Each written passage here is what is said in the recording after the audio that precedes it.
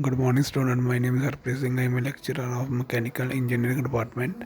ਸਾਡਾ ਸਬਜੈਕਟ ਚੱਲ ਰਿਹਾ RAC। ਅੱਜ ਆਪਾਂ ਕਰਾਂਗੇ ਫਿਜ਼ੀਕਲ ਪ੍ਰੋਪਰਟੀ ਆਫ ਰੈਫਰੀਜਰੈਂਟ। ਆਪਾਂ ਰਿਪੀਟ ਕਰਾਂਗੇ ਅੱਜ। ਦੇਖੋ ਕੀ ਹੁੰਦੀ ਹੈ stability and ਇਨਰਟਨੈਸ।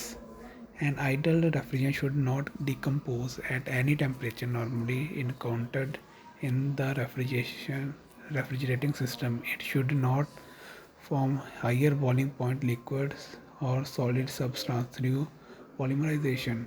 Some refrigerant disintegrate, forming non-condensable gases, which cause high condensing pressure and vapor lock. The disintegration of refrigerant may be due to reactions with metal. In order to avoid this, refrigerant should be inert with respect to all materials used in a refrigerating system. The freon group of refrigerant are stable up to temperature of 535 degrees Celsius.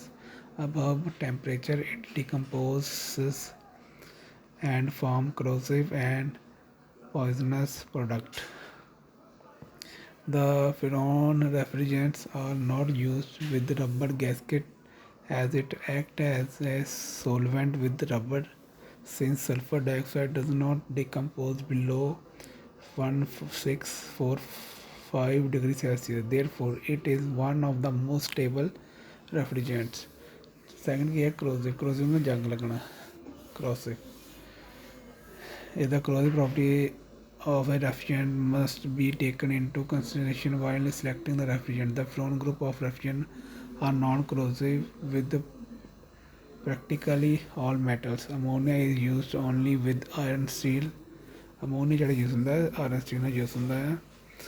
Iron or steel. Sulfur dioxide is non-corrosive to all metals in the absence of water because sulfur dioxide reacts with water and forms sulfuric acid. ਜਿਹੜਾ sulfur dioxide ਆ is non-corrosive ਹੁੰਦਾ ਹੈ ਉਹ to all metal in absence of water because sulfur dioxide reacts with water forms sulfuric acid.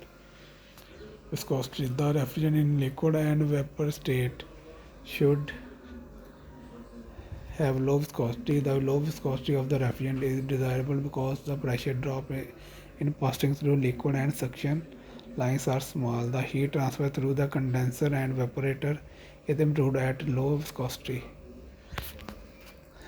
Next is thermal conductivity. The refrigerant in liquid and vapor state should have high thermal conductivity. The property of is required in finding the heat transfer coefficient in evaporator and condenser.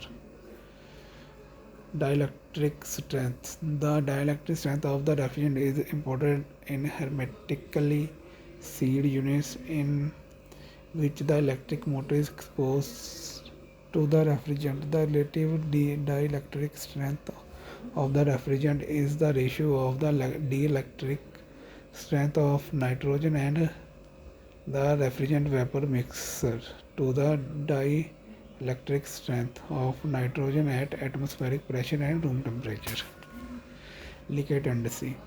The leakage tendency of the refrigerant should be low. If there is a leakage of refrigerant, it should be easily detectable.